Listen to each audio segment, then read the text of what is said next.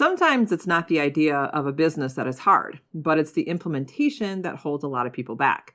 Today, you are going to hear how one aspiring and motivated woman went from an industrial engineer turned stay-at-home mom turned perfumer. This is such a cool story. Helida Dodd started her career as an industrial engineer, where she spent many years in healthcare, logistics, and supply chain management. Now she uses her engineering and chemistry background to create intricate perfumes. You'll learn about the many hurdles she encountered and her best advice for business owners. If you need a little kick in the pants to get started on that idea you have, this is the episode for you. Hey there, sister. Welcome to the Social Media for Mompreneurs podcast. I'm your host, Allison Scholes, and I am on a mission to help mompreneurs like you ditch the Instagram overwhelm and take control of your time on the app and build an extraordinary brand and business, but still be fully present with your family and just be crazy happy with your life. This show is filled with Instagram strategies, marketing hacks, branding and business tips with a side of coffee and Jesus. If you're ready for some juicy content, you know what to do. Hand your kiddos those tablets, open those juice boxes, grab your coffee, whiskey, or wine, and let's dive in. Hey everyone, welcome back to the show. And today I am really excited to introduce to you, her name is Helida, and I find that her story is so intriguing and I can't wait to hear her story. And I want to make sure that I shared her story, not only her story, but her journey from going from a career as an industrial engineer, which that blows me away, to a perfumer. So Helida, welcome to the show. Thank you so much. It's so great to be here. Great. I am so happy that you're here. And I know that I think that your story is just going to be very motivational and inspiring to either the listeners or the viewers. And I have some really interesting questions for you. But before I jump into these questions, tell us how you went from being an industrial engineer to a business owner, specifically a perfumer. Is that what your title, or is that what people call you, a perfumer? Yes. There's a journey in there because first I decided to become a full-time mom. And it was a little bit hard, I have to say, because it was almost like I really and totally went head right in. I had my first child and I was thinking there's no way I can leave him. And everything worked out so that I just said, that's it. It's not even like I love and adore this job that it's going to make me leave my child for so many hours. So 18 months later, they called me back and I started doing consulting for that. And I used to work for a hospital here in Miami. It's actually one of the biggest hospitals in the country. It's kind of like its own world. So it was a fascinating job. I love being an industrial engineer because I got to do a lot of change throughout the hospital and implement new ways of doing things. And that was amazing. So I stayed home for a little while and then I went back to the hospital to do consulting work. And I eventually went into doing my own consulting. So I started doing engineering consulting for another hospital here in Miami that was a little closer to my house. You just start kind of, simplifying when you become a mom. And then eventually they wanted me to come work full time. And I said, I don't want to do full time. So I just stayed home with my kids for a few years. But what happened in between was that when I got pregnant with my first child, I had that morning sickness where you can't stand smells. Yes. And I was the person who would basically spritz perfume from head to toe. And all of a sudden I couldn't smell anything. I was anything, but it wasn't just perfume. It was everything: shampoo, soap, detergent, everything that had a smell. I could even smell other people's smells, good and bad. And I was like, oh my God, I can't do this. So I stopped wearing perfume. And, of course, morning sickness goes away. And I thought, okay, I'm going to wear perfume again. And I really, honestly, I couldn't. It was very overwhelming for me. So many years passed and I would go to the stores and I'd be like, I want to find that perfume that that awesome thing that you just put at the end and you're ready to go and walk out the door. And I couldn't find it. And my son was 12 years old, and we went to London on a trip. And we were going to have tea at Fortnum and Mason. And when we went, I realized that it wasn't just this amazing tea place, but it was also a store. And one of their floors was a beauty floor. And I was like, oh my gosh, I'm going to go. And I was just drawn immediately to going to the fragrances and going to see, is there anything here that I can wear? We're in Europe, and maybe I'll find something, right? And I told the lady all my woes about perfume and how I couldn't. She's like, why don't you come with me? There's a lot of famous designers that work with natural materials. And I was like, really? And she said, yes. So she went, she took me, and I grew up on a farm in Nicaragua. We did everything from scratch. My grandmother, my mom, all our food. Everybody's a great chef. We all cook with, all these great things. My grandmother would always be making like little, I would call them potions, for whatever remedy or ailment you had, that she'd be like, okay, here's the remedy for whatever. So I was used to kind of that. I loved it. And I started seeing that some of those ingredients, I'm like, I know this. I've used this for this or this for that. And I'm like, people make perfumes from this and they're famous and they're here in this store that it's so nice. So it just kind of like, I started thinking about it and I'm like, maybe I could do something like that. And that's it. My wheels just kind of started turning. I came back to the United States and I looked for some books and started doing a little research, but that's kind of where it stayed, which is one of the things that I would love to address with your audience, because sometimes we stay in that dreaming phase for way too long. And that's really kind of how it went. I never thought, I'm going to be a perfumer someday. I want to, I'll love to do that. But it was almost a need that I'm like, I want to find that bottle of perfume that I'm going to finish, that I'm going to love it from beginning to end. Because in between, I would buy perfume, but 2 days later, I'd be like, Mom, do you want this bottle of perfume? Because I can't stand it anymore. And she'd be like, oh yeah, give it to me. I love it. So, and that's how it was. That's really what led me to becoming a perfumer and to just wanting to create that beautiful bottle that was not overwhelming and that I didn't want to give it away after 2 days. I love that. And I can definitely relate to the morning sickness. I couldn't stand the pretty hand soaps that had the fragrance in them. I had to throw them all away. I couldn't take it. I couldn't use them at all. And I definitely agree with you when it comes to like beautiful fragrances. I want something that's a little light and not overwhelming to the nose. And then like, you feel like you've just been drenched in it, but really all you did was like a small little squirt of it. But take us back to the idea phase of your perfumes. You were talking about staying in like this dream state. Was that one of the major hurdles for you to getting over the idea phase, or was there something else that was a hurdle?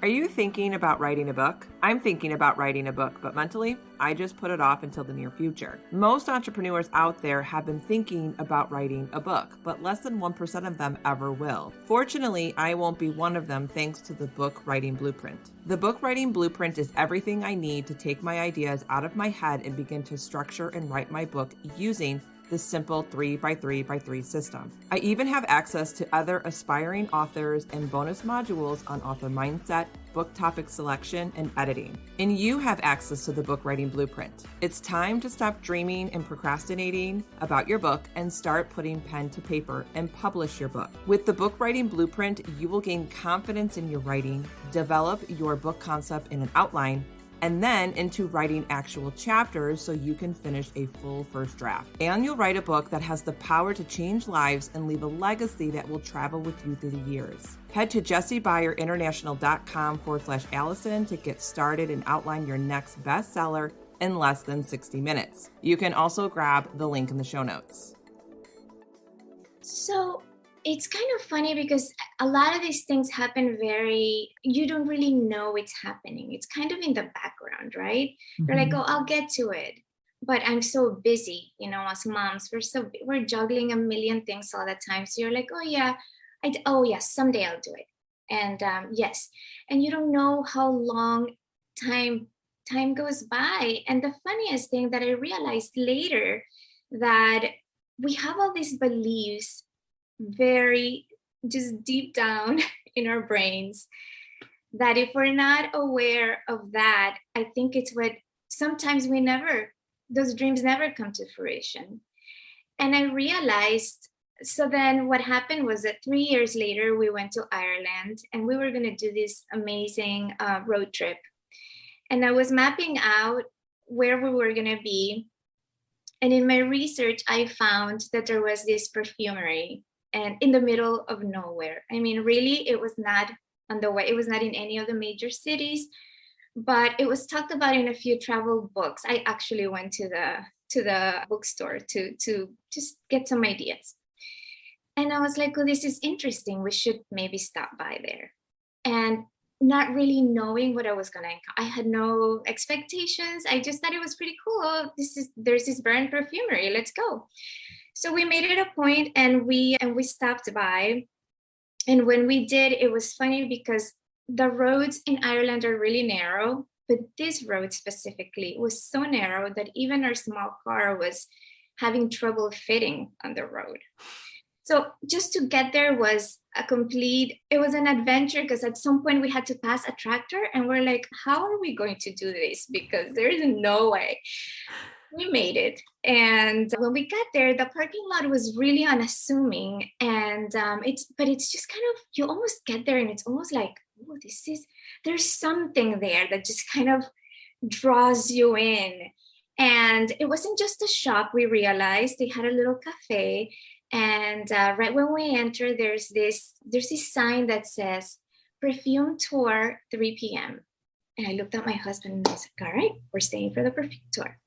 So in the meantime, let's go to the cafe. And we get to the cafe and everything that they have, it's from their garden. And the menu, it's 5 items and it's written in this beautiful handwriting with, lettering, like brush lettering. And I was just like, all right, guys, there's 4 of us, there's 5 items, 1 each, and then let's just see what else is here. And we get to the perfume tour, and they start telling us how much care they take in making that everything that goes on, everything in that packaging is done on site. So they formulate, they bottle, they package, they ship. Everything happens here. And then they have their gardens and their cafe and their shop. And she's basically giving us a whole tour. And she looks at us and she's like, and there's only 30 of us. And it was so funny because I looked at my husband and I was like, 30? I can do that. And he looks at me and he says, 30 is a lot of people. And I was like, no, that's when I realized that in my head, being able to produce a perfume was going to take assembly lines and robots and hundreds of people and Chanel and this incredible production. And yes, I'm an engineer. I had been in those kind of facilities. And that's what I thought it took to do that. So, and that moment was such a light bulb moment for me, because yes, 30, it's a lot. And sometimes I'm like, yeah, I do the work of 30 because it feels like that. But aside from that, it was that art of possibility. I don't know there's a book that's called The Art of What's Possible or The Art of Possibility. I've actually never read it. My brother loves to quote it.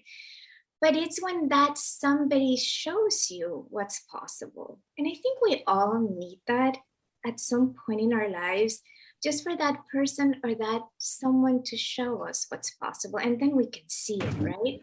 Which is, of course, what we want to do for our kids. We want to show them what's possible in their lives. And we want to be an example to them because we want them to have that role model. But we really, all of us need that, even as adults.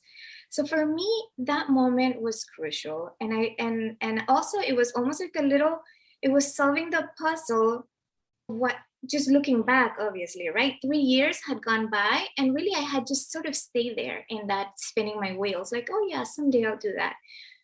But that moment when I saw I can actually do this, then I came back to the United States, and it's like everything just started going. It's like I knew it. I knew I could. So having that fierce conviction that you can do it, it's really what propels you forward. You need that, because then no matter what, I had no idea how I was actually going to be able to get this to market. But in my heart, I'm like, I can do it. So that was, that was it.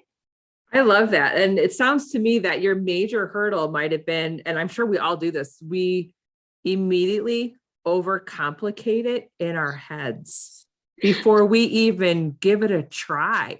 And I know I have been guilty of that. I mean, it took me a while to like, am I really going to do a podcast show? I overcomplicated it in my head. But really, like you said, you had to be inspired, and you needed someone to kind of show you what's possible. So I think that's really important for the audience to understand, is there are people out there that will show you what's possible, but we also have to work with our own minds and not overcomplicate it. And I think that's just kind of moms in general. We do that because we wear so many hats in our lives, and our life can be so complicated as it is, running a family and a business and kids. So when it comes to that idea or almost that purpose that's kind of driving you, we overcomplicate it. And we just need to kind of just tell ourselves it's not complicated, because really we can do anything that we put our minds to it. And that really is true for sure. Absolutely, 100%. And I want to be an advocate for that we really, no matter how far-fetched our dreams can be, because to be honest, it's funny, I always get the same reaction, like, a perfumer? How do you do that? Like, how do you even go? Because it's kind of a far-fetched idea, but just like for somebody else, something else is that. So absolutely, I think that's the number one thing that I would like to say, is that anything is possible. You just really have to have the conviction that you can, and keep things simple. Because I mean, no matter how much I know that, I have to remind myself in everything, that was a big thing, the launch, right? How do you go from nothing to a launch? Mm-hmm. And then a million other things that are not as big. Sometimes we can complicate them. Yes, for sure. We need to. Now, what do you suggest to someone who's listening or watching who has so many ideas, especially product-based? Would you, like, they don't even know where to start? What is your best advice for them? Really be very clear with priorities, I think. And not just priorities, but if you have different product, when you say different product ideas, I don't know if you mean completely different ideas or within a line. Like, let's say me, I could do perfume, I could do a body oil, I could do this, I could do that. So within the same line, definitely narrow down. I would say you have to narrow it down to one. And then you could have it all, just not all at the same time. You have to really go, because otherwise you will be, and it's overwhelming. So, and then there's less chance, I think, of actually, unless you have an army of people behind you, I think there's less chance of actually becoming successful with your idea, right? And what I mean with success is not making millions of dollars, but actually getting that idea into a product. If you have and then same deal, if you have just different products that are completely different, I would say you have to pick first one, and pick something that really, it costs your heart, because then you're more invested in that, rather than just, oh, I'm going to do this because X or Y. And then, go from there. There's a big, huge learning curve in bringing a product to market. No, I imagine that no matter what product it is, but there's just so much that you don't even think about. So it's not just about making the perfume, right? It's not just about learning how to formulate. And for me, I think it was a little bit easy. There's a lot of math behind perfume making. I can't even tell you, which was funny to me, because I was thinking, wow, thank goodness I'm an engineer, because how do people do this that, let's say, don't like numbers or something? And I'm sure, and yes, it's totally possible, because you will find someone that will give clarity to your numbers. But the spreadsheet behind the formula, it's big. There's a lot of of math in there, and it's precise. And then not only that, then you have to also make sure that you're within limits for safety. So the safety standards that are in place here in the United States are different than the ones in Europe. The ones in Europe are more strict, and I wanted to formulate to those standards. And so I have to make sure that not only is my formula within the range that I wanted, but I also then have to make sure that those ranges are not going above those safety limits. So there's a lot of math in there, and that was but it's not just about the formulation of the perfume. Then there's everything else in the packaging of a perfume and getting that perfume to market. So I would say just narrow your idea, and then once you have that learning curve, you can definitely use that to your advantage. But I think narrowing down our choices, we'll have a better chance of actually getting there. Yeah. So get really good at the one thing. And then once you've nailed it, then you have the possibilities to expand your line or expand your ideas. Absolutely. Yeah, I love that. So a couple quick questions before we end here. What is your favorite fragrance? What have you created that is your absolute favorite? I was going to say mine. So speaking of narrowing down, I started with one, and I launched in July of last year. So I am now getting to start on something different. So I'm formulating a room fragrance for an Italian store at the moment, and then I'm going to move on to a fragrance that's so scent. It's not feminine or masculine. It's really, from the ancient times, people would really, anyone can use it, except that modern marketing has geared more fragrances towards men or women. So the one that I have, it's my favorite. And it's called Ever Present. And I love it because I wanted to bottle something that brought us back to the lightheartedness of what we knew before COVID. And I also wanted to bottle something that just made us aware of the beauty that surrounds us, that's always there. And I think before 2020, we would just kind of pass it by, right? And it was just right in front of us. I can tell you, I'll walk around my neighborhood, and I have roses, and I have my neighbor has an ylang ylang tree that's absolutely amazing when it's in bloom. And there's jasmine right outside my house. And I wanted to bottle that simplicity, that beauty, it's in simplicity.